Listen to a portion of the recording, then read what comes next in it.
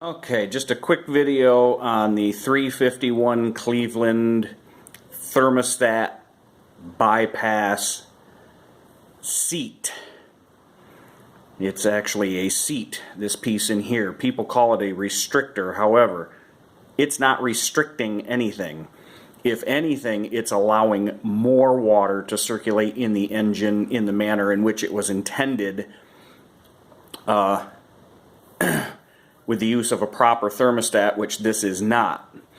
As you can tell, this thing is not going to interface with that seat properly, and therefore it's kind of useless. This is what I found in this engine out of a 74 Torino with 30-some thousand miles on it. I have no idea what its operating condition was while it was in there. I'm assuming it was probably running warm or overheating. It was a 180-degree thermostat. However, it doesn't have the proper valve arrangement on the bottom of it that interfaces with this seat. Now, the thermostat, the Robert Shaw thermostat that you'll find with the big cup on the bottom, or some people call it a hat, actually interfaces with this brass seat. Again, it's a seat. It's not a restrictor. It's not restricting anything. It's not restricting any flow. What it's doing is it's allowing coolant while the thermostat is closed to come up through the passages from the heads here and here around the sides and go back down through this and be recirculated without going to the radiator. In other words, it's bypassing and allowing it to go through here. It's not restricting anything. The only restriction that would be here would be the thermostat preventing the water from coming up through the thermostat and out the water neck to the radiator.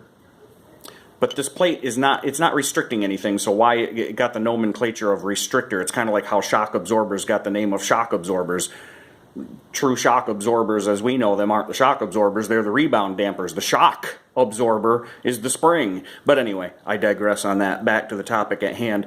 Since these things are hard to come by, and people end up not even knowing they're in there, and they send them to the machine shop and they hot tank them and it gets dissolved, and then your cooling situation with your Cleveland engines goes horribly awry. What I did was I used just a regular old propane torch and put a little bit of heat around here just to dry off some of the coolant and get some of the moisture out of it and expand the metals a little bit, because the brass and the iron are going to expand at two different rates. So I figured that might open me up a little bit of a gap here in between the iron and the brass. And then I sprayed a fine bead of PB Blaster down in there, and just hopefully it got in between and worked in there. And then here's what I did to actually get it out. I didn't want to ruin it, because this flange, this is actually flanged on the inside, and I saw where people mangled theirs with channel lock pliers trying to get them out and whatnot.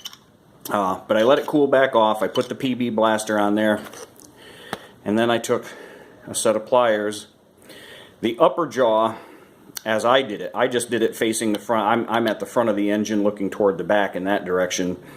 I turned them this way and just took some of the teeth on the thing and used it to hook under. You hear that? Just a couple of teeth underneath, and it kind of held there. The upper jaw, inconsequential. Doesn't matter what that's doing, because all you're concerned with is the lower jaw.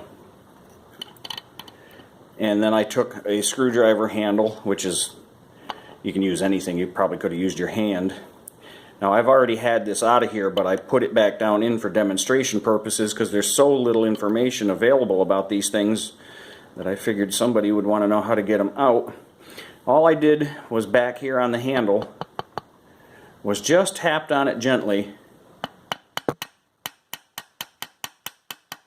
Just gently.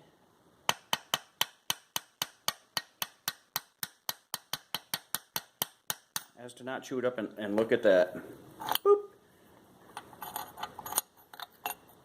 Came right out. And it didn't chew it up at all, and it came right out of there just as neat as a pin. All I did was caught the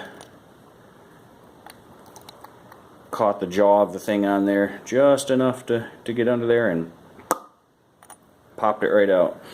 So anybody looking to do that, again, all I did was heated it up a little bit. Not a lot. I didn't hold the torch on there for very long, just enough to where I figured the two of them had expanded at different rates to possibly open up the gap, or if the brass heated up faster, maybe I made it tighter, I don't know.